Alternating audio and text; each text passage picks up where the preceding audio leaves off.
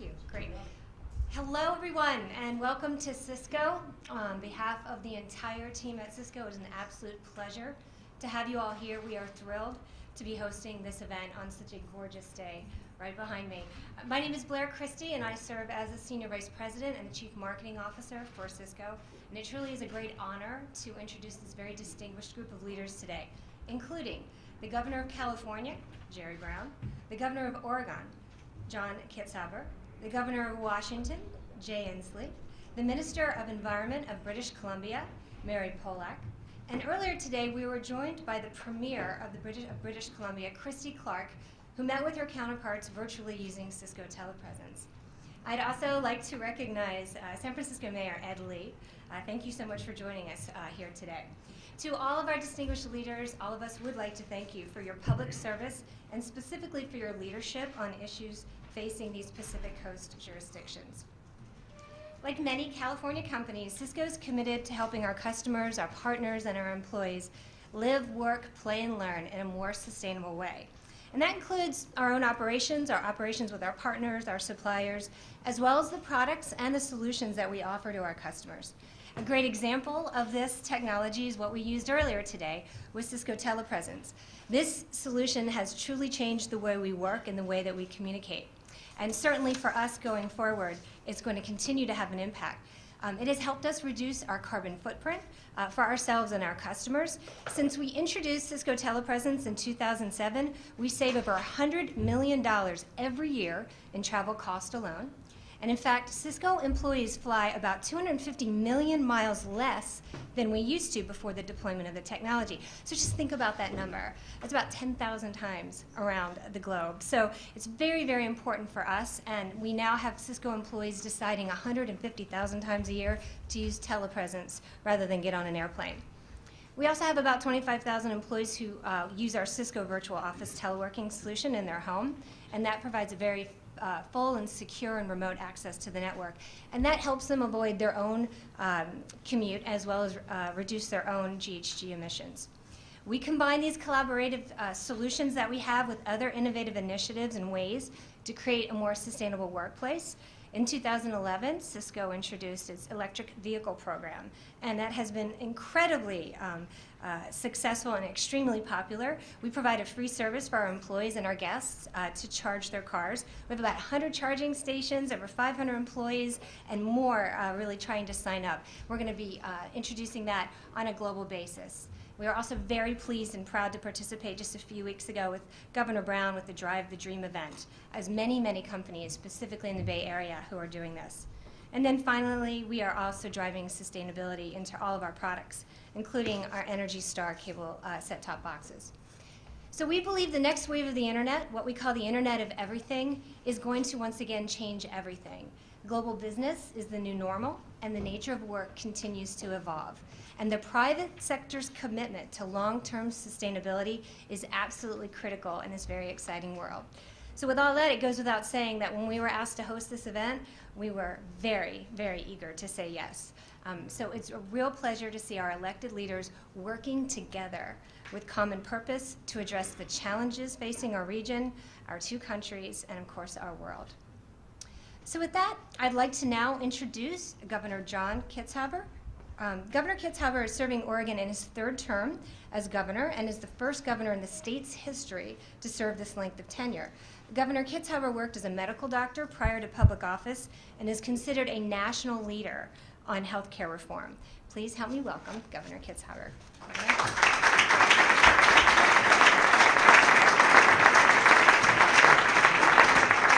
Thank you.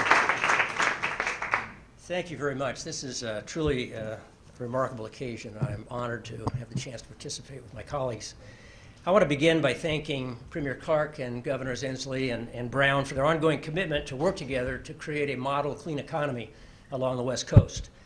I think all of us are honored to be here with so many business and energy and labor and environmental leaders and innovators who understand what it takes to actually create a clean economy. Clearly creativity and smart business thinking, but also partnerships that cross boundaries, both geographic and political. Energy and climate are clearly the issues of our time, not just globally, but here along the West Coast. And I don't think any other set of challenges will have a more profound impact on our region over the coming decades. So the central question is whether we are going to shape our climate and energy future through intentional development and intentional actions and policies, or whether that future is going to shape us. I think answering that question is even more urgent today than it was a year ago, given the difficulty we're having making the complex transition from a 20th century energy infrastructure to new business models that can unleash the job creation potential of low-carbon energy innovation.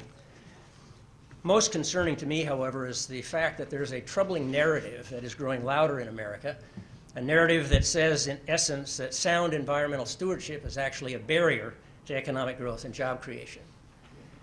Certainly the recession and the slower than hoped for recovery has lent a certain understandable urgency around the question of job creation and economic development. But unfortunately, it has also provided the opportunity for some people to use high unemployment as an excuse to argue for relaxing our environmental protections and for backing away from the next steps to reinvent the West Coast economy and competitively position ourselves to thrive in an increasingly carbon-constrained future.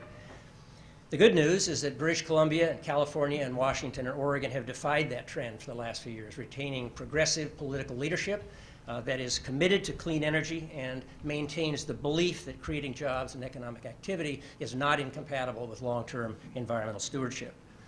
Along the West Coast, I think that we have collectively recognized that the clean economy, that energy efficiency, that green building provide probably the only path that we have to a sustainable future. To this end, Oregon and California, Washington, and British Columbia today have gathered in San Francisco to sign an historic document, the West Coast Climate and Energy Action Plan, under the auspices of the Pacific Coast Collaborative. This agreement reaffirms that clean economic collaboration and low-carbon innovation are the keys to a win-win competitive strategy that has already created a $50 billion regional economy. So today we're doubling down on our plans to rewrite that North American narrative and demonstrate the value of clean economic policies through regional collaboration. Currently, over 510,000 citizens on the West Coast, from California to British Columbia, cash a green jobs paycheck each week. So we are here to reject the myth that jobs and the environment are in conflict, because our own experience and our own hard data would suggest otherwise. We know what other regions in this nation, and in our two nations really, have yet to learn. First, that the cleanest form of energy is the energy we don't have to use. Second, that there's tremendous economic potential in significantly scaling up our investment in energy efficiency and conservation. Third, that the real potential for our extraordinary natural assets lies not in their exploitation, but in their restoration. And finally, that the global market is hungry for products and services and technologies that get things done more efficiency and at a lower cost, which really are the hallmarks of a clean economy. The West Coast Clean Economy Opportunity Study that was commissioned by the Pacific Coast Collaborative confirms that and estimates that this regional clean economy could triple in size to $150 billion by 2020. Therefore, we intend to move forward together on policies that will drive investment in clean, regional grown, renewable energy and energy efficient projects, creating jobs that can't be outsourced. We intend to better account for the environmental impacts associated with drilling and mining and burning fossil fuel in terms of the detriment to the health and well-being of our communities and of future generations. We intend to protect our investment in infrastructure by making sure those investments are climate sensitive, that are resilient, and take climate risk into account. And finally, we intend to look at how best to consider and then account for the cost of carbon and our reliance on unsustainable fossil fuel. In our region, we're also going to need about $1 trillion of new infrastructure investment over the next 30 years. Paying for that infrastructure, whether that be new transmission lines or smart grid or distributed generation, is going to be very challenging, given the impact that the recession has had on state budgets and the increasing dysfunction in our nation's capital. However, British Columbia has led the way in this regard, creating new performance partnerships that tap private sector expertise and capital investment in public works projects. Oregon, Washington, and California have followed suit with the creation last year of the West Coast Infrastructure Exchange. This new regional initiative will increase the feasibility of vital infrastructure projects at a time when existing infrastructure is deteriorating and new investments are critical to maintain economic competitiveness. The West Coast Infrastructure Exchange will help by reducing costs through smarter management, bundling similar projects, partnering with innovators across the region, and helping connect public entities with private capital. Some of the targeted investment opportunities will include energy efficient buildings, distributed generation, smart grid, and water projects. We all recognize that to fully emerge from the financial downturn and develop a more prosperous life for all of our citizens up and down the West Coast, we must be bold in our vision for the future. There are no quick fixes to these challenges, but having the courage and the determination and the discipline to look ahead at where we want to be a decade from now, with economic opportunity for all and with sound stewardship of our natural, human, and fiscal capital is the first step in getting there. I'd like to simply close my remarks this afternoon, with a quote from Wallace Stegner in The Sound of Mountain Water, which I think captures more than anything else what 3 states and 1 province are about in San Francisco this afternoon. One cannot be pessimistic about the West. This is the native home of hope. When it fully learns that cooperation, not rugged individualism, is the quality that most characterizes and preserves it, then it will have achieved itself and outlived its origins. Then it has a chance to build a society to match its scenery. Thank you.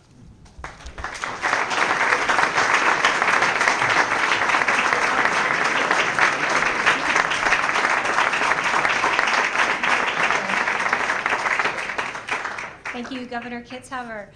I would like to introduce Governor Jay Inslee of Washington. Governor Inslee was elected in November of last year after a very distinguished career in the U.S. Congress. During his time in Congress, Governor Inslee became known as a leader on clean energy and environmental policy and co-authored a book about job-creating potential of the clean tech industry. Please help me welcome Governor Inslee.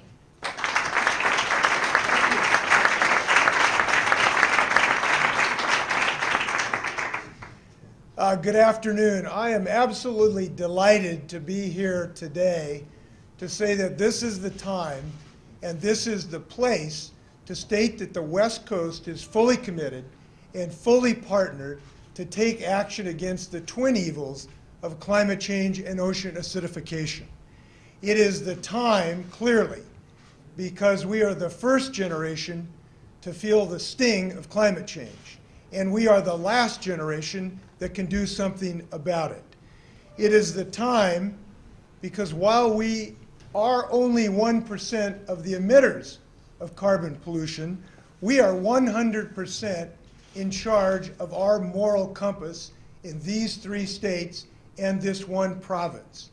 And we know very deeply that the right thing to do, the ethical thing to do, and the moral thing to do is to leave this beautiful and bountiful coast to the generations who will follow. It is the time, but it is also the place on the West Coast. It's the place because the West Coast is where the sun rises and it's where the sun sets and the future rises. Let's be clear about this. It's also a very forgiving coastline. So simply put, I don't think it's too much to say that on the West Coast, we intend to design the future, not to wreck it. Our coastal peoples have given the world much: the heart of the internet, the world's first successful commercial jet airliner. We've advanced hydrogen fuel cell technology, and we have created an entire world based on coffee. So we are now poised to give the world fully electric drivetrains for our cars, carbon fiber auto bodies, grid-connected renewable energy, and 1,001 products that we yet cannot imagine. And this is the place that while progress in Washington, D.C. is strangled by climate deniers, there is no denying the fact that the West Coast is rip-roaring and ready to go. It's the place because we recognize here the dual power of partnership, the power to fashion markets and systems that operate more efficiently across boundaries, and the power to push each other and ourselves to greater heights of responsibility and economic productivity. So today we're pledging our executive commitment, our executive policies, and our energies to defeat climate change. And the people want nothing less than that full commitment. In the last week, I listened to over 900 voices on both sides of my state in 2 hearings in Seattle and Spokane.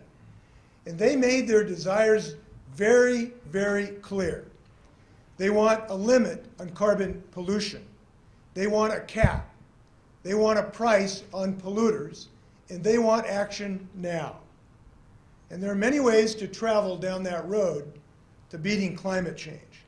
But we have a joint goal, and that joint goal is to make sure that our one and only atmosphere is no longer allowed to be an unlimited dump for carbon polluters. This is a common problem. It demands an uncommon response, and it is getting one in this unparalleled partnership across the West Coast. This common vision really does represent the best of what these individual governments are doing, which is calling on us to do more together. So today we have something simple to say. Let's go build a clean energy economy the West Coast way. Thanks a lot.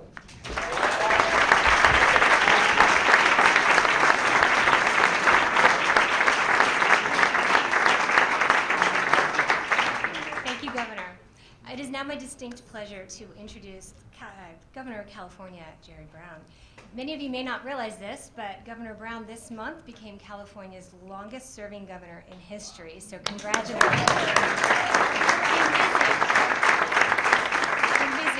In his current term in office, Governor Brown has successfully tackled California's historic budget shortfall and is breaking new ground in the areas of education, healthcare, and obviously the environment. So congratulations, and please help me welcome Governor Jerry Brown.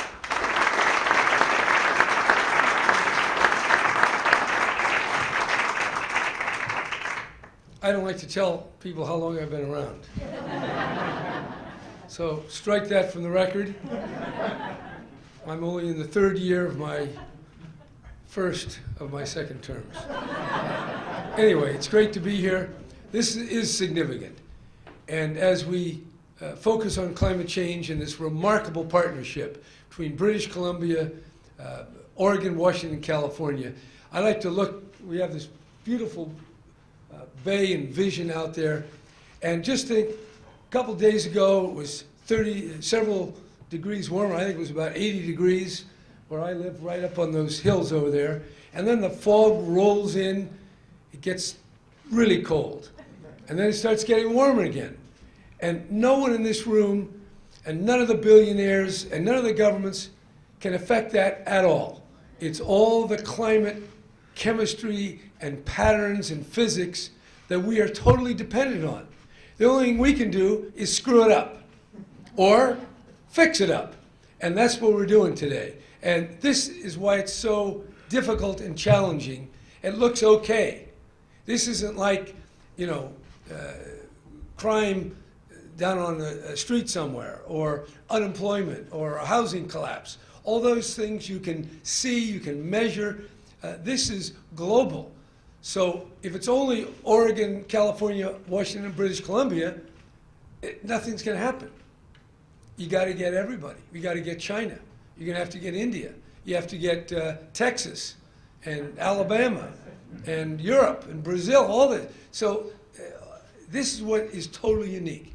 We have a problem whose time scale is beyond anything we've ever dealt with. It's a very long time scale. So when we have to take action, we have to take action before we see and experience all the problems we're dealing with. So it takes imagination, it takes vision, and it takes courage and collaboration. Also, if we only do it ourselves, it doesn't do much because we're only 1% of the problem. So we have to do what's right. We've got to collaborate with who will collaborate, and then we have to get more people joining the collaboration. And that's what this is today. This is an initiation of a very important agreement on the West Coast. But it has to spread east, and it has to spread west. And we're doing that. California's already signed a memorandum of understanding with several provinces in China, and in fact, with the national government itself. And this will spread. I'm committed to that. And it's remarkable because in most political venues, nobody talks about climate change.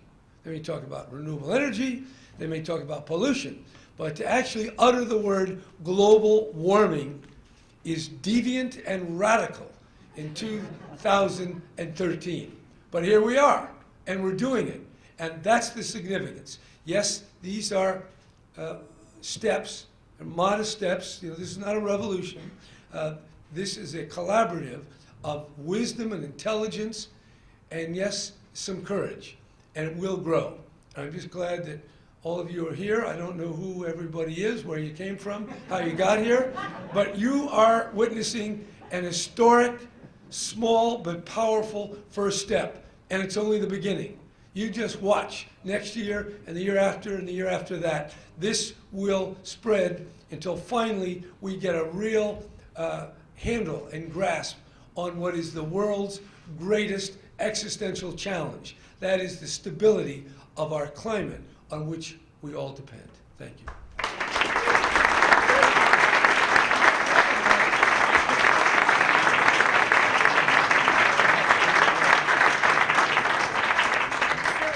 With that energy, we will go far, I am sure.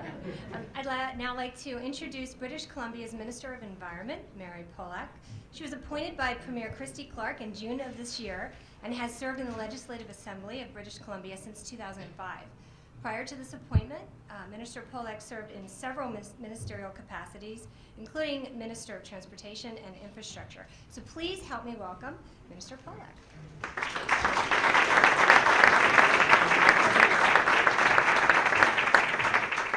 Thank you, Blair. In British Columbia, we are very proud of our natural surroundings. We're also very proud of the fact that we've taken initiatives such as becoming the first jurisdiction in North America to be carbon neutral. We're also extremely proud of the collaborative relationship that we have with our neighbors in Washington, Oregon, and California. I want to say to the governors, I am so proud to be a part of this event today. I know our Premier Christy Clark would have loved to be here in person, but it was a wonderful opportunity to showcase Cisco's TelePresence operations and how effective they can be at providing better opportunities for collaboration on a basis that doesn't require a whole lot of travel. But I want to emphasize something here that we have learned in British Columbia that is extremely important to the type of debate that is currently in our media surrounding us around action, leadership to tackle climate change. Let me tell you what we've learned in British Columbia. Leadership in climate action is good for your economy. And I don't say that simply because I believe it, although I do. But when we decided that we were going to start to be really serious about climate action, one of the things we did, and it's been mentioned, you have to do a number of things. There's not one thing that you can do that will change what's happening with respect to our environment. There are a large number of things you need to do. But one of the most important items that we put on our agenda was a revenue-neutral carbon tax. Of course, the critics recoiled in horror. Most people said not only will it not work, it'll kill your economy, and on top of that, you won't get elected again. How do you like those odds for a politician? Add to the fact that we implemented it in 2008. What a great time to introduce a new tax. Well, I'm here to tell you, first of all, electorally, that next election in 2009, we were reelected. And the carbon tax, the revenue-neutral carbon tax, was a significant issue in that election. But here's probably the more important piece. Now that we have had this regime in place for these years, we have the evidence. We bucked the trend in Canada. Our province had a greater GDP growth along with a population growth at the same time as our consumption of fossil fuels declined in every single form. GDP, population up, use of fossil fuels down. It's exactly what you want to achieve with that kind of market mechanism, and important because even if one doesn't accept the premise of climate change, you've just then produced a much more effective way of managing industry than in coming in with huge regulation. You've allowed the market to take the lead. So I'm here to tell you today that while it's not easy, and leadership on climate change, it's one of those areas where everything you try to do, people will tell you you can't. Ultimately, if you stand on your principles, if you tell people what you believe in, if the public can look at you and see that you sincerely are bringing the people together and working to solve the problem, they'll support you. They'll trust you. They'll back you up. Equally important, we've seen that business, industry, they've come on board. They're in this room. They recognize that as they move forward into this next generation, not only is it important to them to do good business, and leadership on climate change is good business, but it's also important to them to offer to their public more than just the money-making aspect of their business. To our public, it is becoming more important to gain social license, to be able to say, I'm not just out there making money, I'm doing something good. I'm doing something that's adding to the benefit of your residents. I know that as we embark on the actions that are outlined in this agreement, there will be many tough times. It's not easy to be in the lead. But if we are really going to be serious about tackling the challenges ahead of us, then the lead is where we want to be. We want to be taking those chances. We want to be making those important decisions. But best of all, as a result of this agreement today, we're going to be doing that together. And that's how we're going to be successful. Thank you very much.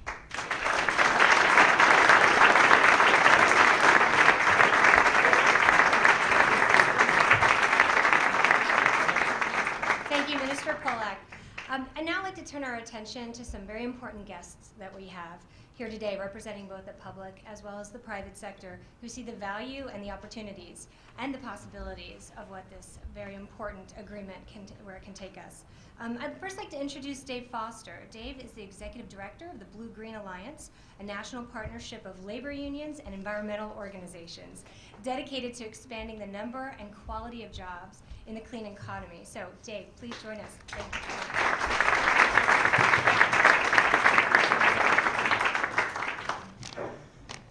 Thank you so much, Cisco, for inviting us here. I'm delighted to be joining Governors Brown, Kitzhaber, Inslee, and Premier Clark for what I believe is an historic effort to live up to historic challenges. The Blue-Green Alliance represents 15 million Americans who belong to 10 of our largest unions, 4 of our country's most prominent environmental organizations. We are iron miners in my home state in Minnesota. We're auto workers in Detroit. We tie the iron in America's buildings and bridges. We teach our children, and we care for our sick and injured. And we are also the first responders when severe weather causes power outages or damages our water systems. We came together in the Blue-Green Alliance as union members and environmentalists because we believe climate change is the most pressing economic and environmental issue of our generation, and that while the dangers are great, the opportunities are even greater. That's why we're proud to support the efforts of the Pacific Coast Climate Pact to put a price on carbon in what is equivalent to the 5th largest economy in the world. No single policy could be more important in driving the jobs and innovation of the 21st century. When government provides direction and incentives for the private sector to solve our biggest challenges, our economy always does best. When we encourage the generation of renewable energy, we encourage markets for wind turbines, some of the most complex manufactured goods in the world today. There are 8,000 manufactured parts and over 300 tons of steel in every wind turbine. That means thousands of jobs in construction and manufacturing, including those for those iron ore miners in Minnesota. When we enact new fuel efficiency standards for cars and trucks and low carbon fuel standards, it means investment in new technologies and materials so that auto workers in Detroit are making the cars the world wants and needs. Over 200,000 new auto assembly jobs have already come back all over the country, and there will be more. In Davenport, Iowa, and Alcoa, Tennessee, $1 billion of new investment is responding to new markets for lightweight autos, increasing demand for Alcoa's aluminum smelted in Wenatchee and Bellingham, Washington, Governor Inslee. And it all started here in California with this state's government.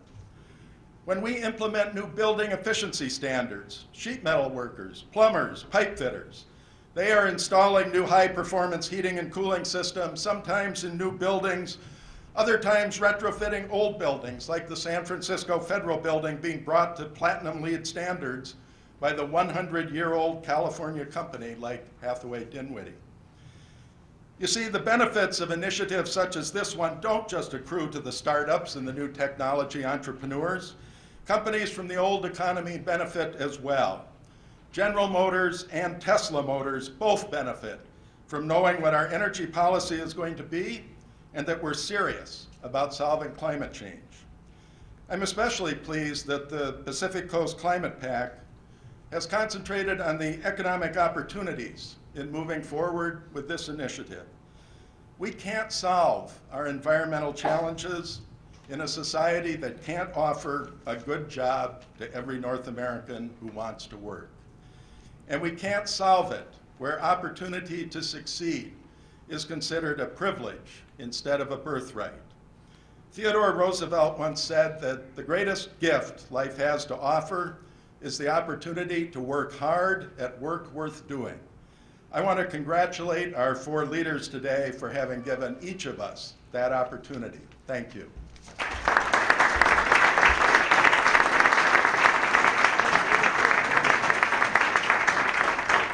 Thank you, Dave. I'd now like to introduce Steve Clem. Steve is the Vice President of Skanska Building USA. Based in Portland, Skanska USA is part of a global group of construction companies that is among the world's largest builders. Please welcome Steve Clem.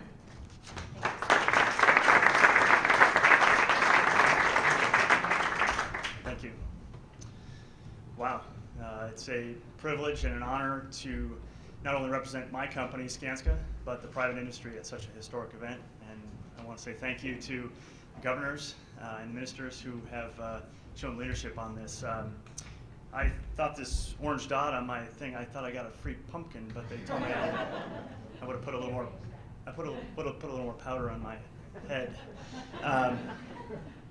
But we're very excited as part of the private sector to be supporting of this agreement. We are a leading building and development firm that has had a strong history on the West Coast for over 70 years.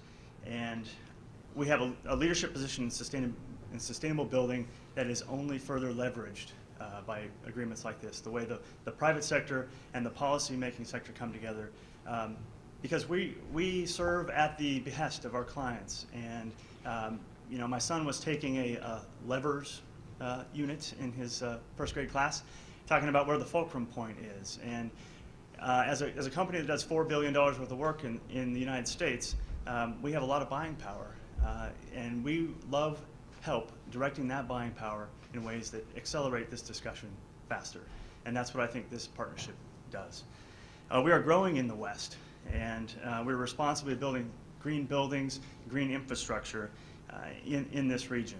And we're growing because of sustainable construction, not in spite of it.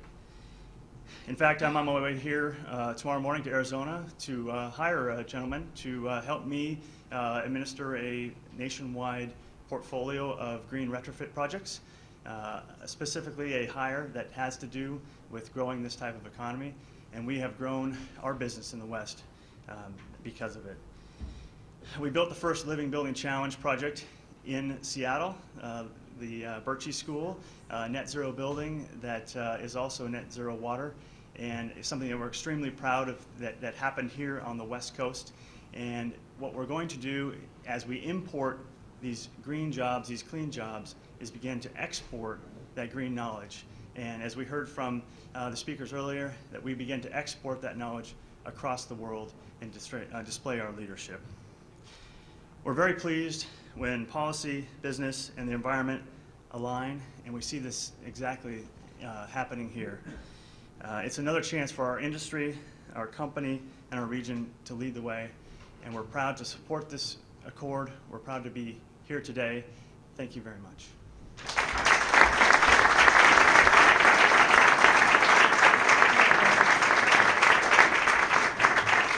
Thank you, Steve.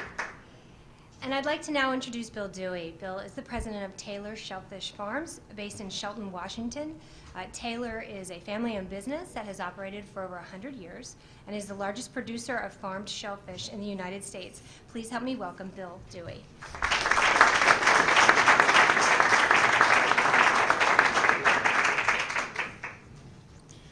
Well, thanks, Blair. I'm looking forward to going back and telling Bill Taylor I got a promotion and I'm president of the company. For those of you who don't know, I manage public affairs for the company. I'm not the president, thankfully. Anyhow, I'm also honored to be here today for this very exciting announcement. The Taylor family's been growing shellfish since 1890. Today we do that with over 500 employees on farms, hatcheries, nurseries, and processing facilities in Washington, California, British Columbia, and Hawaii. In recent years, our Washington hatchery and the Whiskey Creek hatchery in Oregon, another company, I see there's a representative here from them today as well, have had problems producing baby oysters due to ocean acidification. For those of you who aren't aware, ocean acidification is separate from climate change and sea level rise. It's another problem caused by carbon dioxide emissions. And if you are a shellfish farmer or a calcareous critter in the ocean, it's far more insidious. As CO2 is absorbed by the ocean, it reduces the availability of carbonate ions, which are the building blocks of shell. So bad deal if you're an oyster. Oysters are fortunate because we like to eat them, and they've got spokesmen like me to come out here and say, we need some help.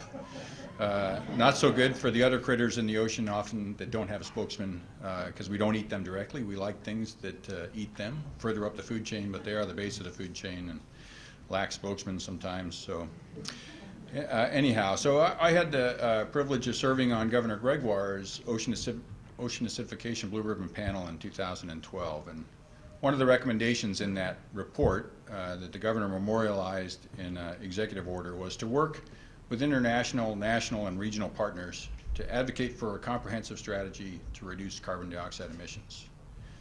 Very exciting for me to be here just a year later to witness this very exciting step forward towards doing exactly that.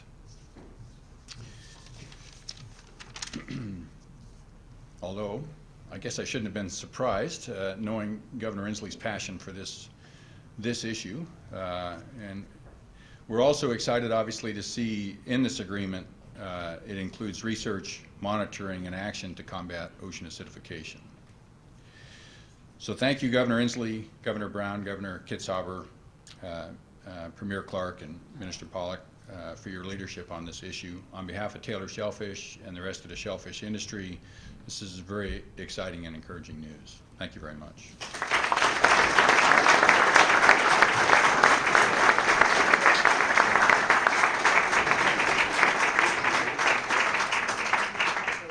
Thank you, Bill.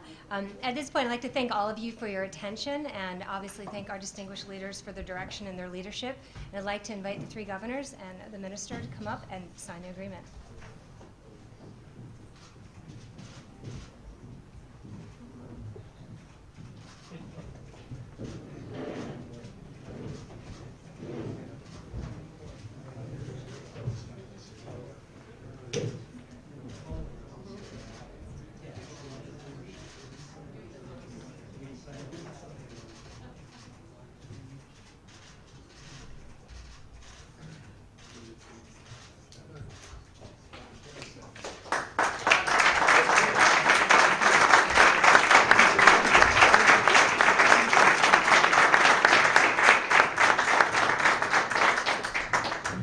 I'm supposed to take a few questions, which I'm sure, which will be about, oh, we'll see. Who?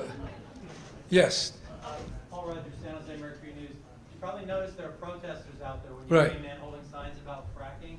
I'm just wondering how you square your support of the fracking process in California with your statement that climate change is an existential threat to the world? Perfectly. As you know, I signed legislation that will create the most comprehensive environmental analysis of fracking to date. It will take a year and a half, maybe a little longer, and I hope that all the people, critics and supporters alike, will participate and offer their best thoughts. In terms of the larger fracking question of natural gas, because of that and the lowered price, the carbon footprint of America has been reduced because of the substitution of natural gas for coal. So this is a complicated equation, and you can be sure that California is doing everything it can to reduce greenhouse gases and support a sustainable economy. Why not just ban it, though, as they're suggesting? Well, what would be the reason for that?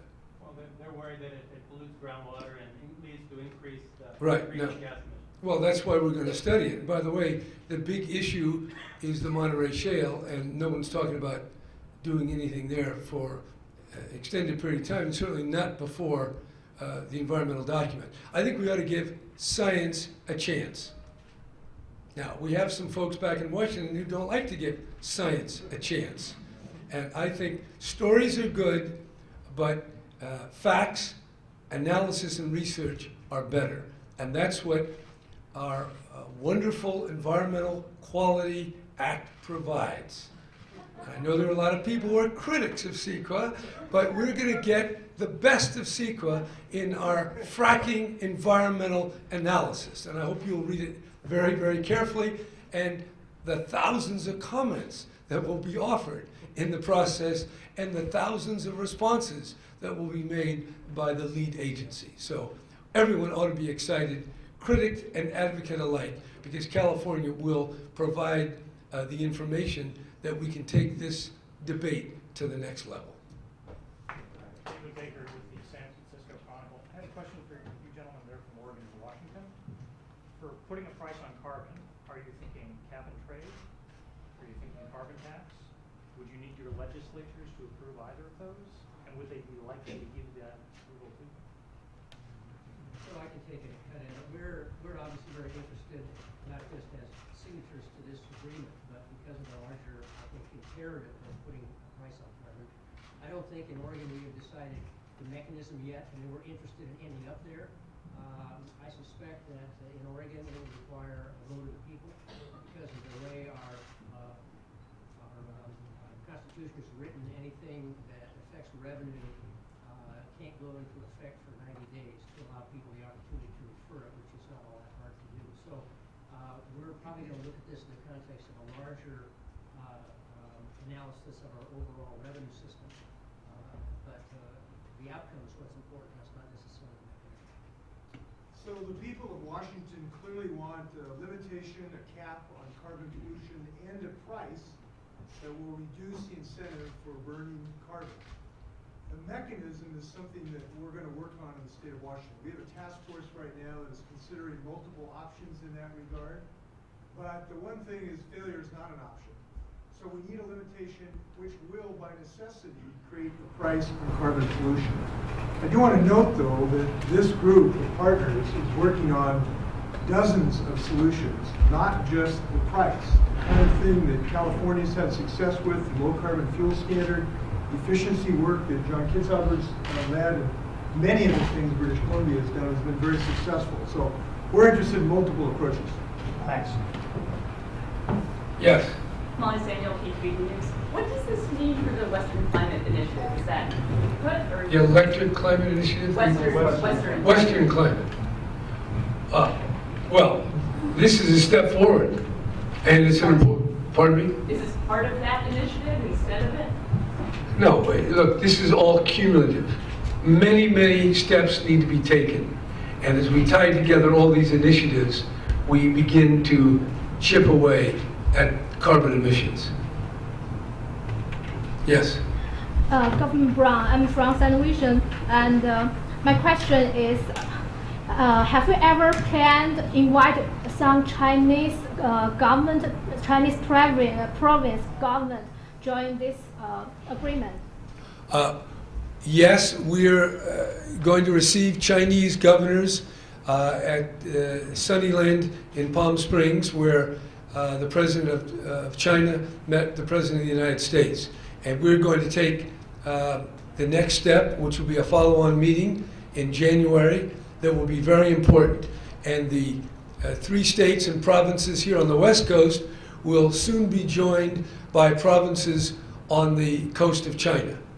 So this is just one of the steps in linking up what I might call a coalition of the willing, and that term had not been so contaminated by other policy initiatives. Okay? Thank you very much.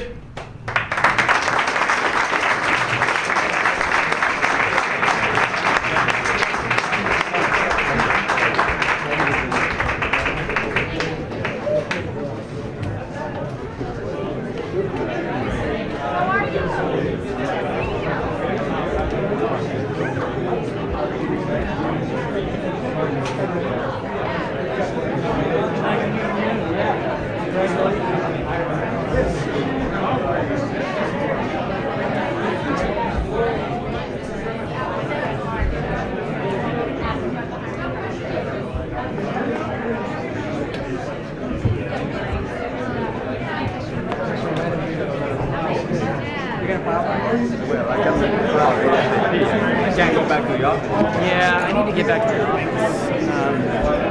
Because I don't have a laptop. Yes. No. I mean, there's a way to get out. Is it more to get on the office with a Mac? Or does it be a PC? I don't know. There is a way, but I don't know how to do it.